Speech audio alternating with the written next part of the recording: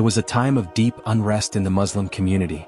The murder of Osman, the third Khalifa, had left the Ummah in shock, and now a second civil war seemed inevitable. The fragile unity of the Muslim world was on the verge of collapse. At the center of this brewing conflict were Aisha, the widow of the Prophet Muhammad, Talha and Zubair, two prominent companions of the Prophet, and Ali, the cousin of the Prophet and the newly appointed Khalifa.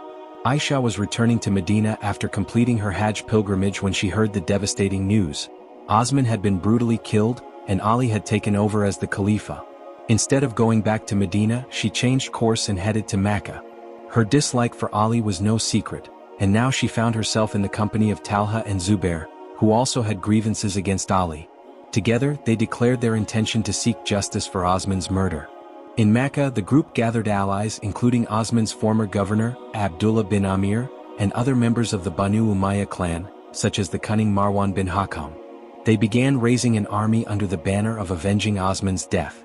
By pooling their resources, they managed to assemble a force of 3,000 soldiers. Their first target was Basra, a wealthy city in Iraq. Once they reached Basra, the rebels made a pact with Ali's appointed governor, Osman ibn Hanif, agreeing to a truce. However, this promise of peace was quickly broken.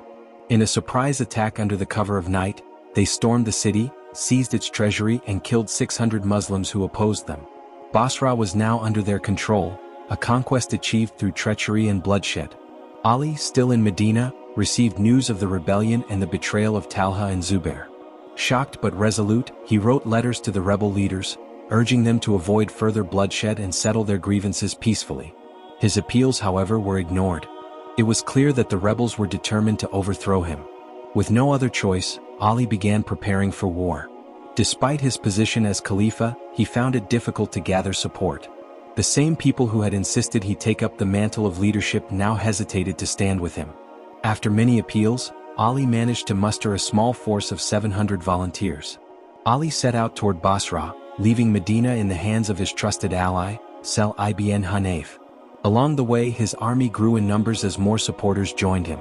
Reinforcements from Kufa, led by his son Hassan and the loyal Ammar ibn Yasir, brought an additional 12,000 soldiers. By the time Ali reached the outskirts of Basra, his forces were significantly strengthened. Yet even as his army prepared for battle, Ali remained committed to finding a peaceful solution. Before the battle, Ali made several attempts to negotiate.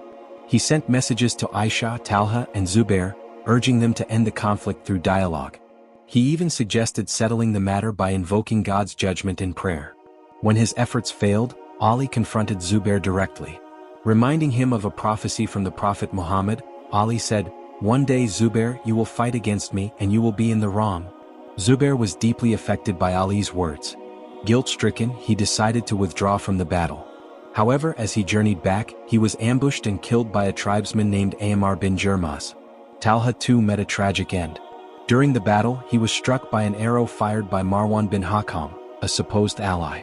As Talha bled to death, Marwan remarked cynically, "Now I will not have to look for Osman's murderer anymore."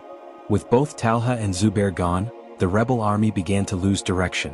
Aisha, seated atop a camel in her litter, became the rallying point for her soldiers.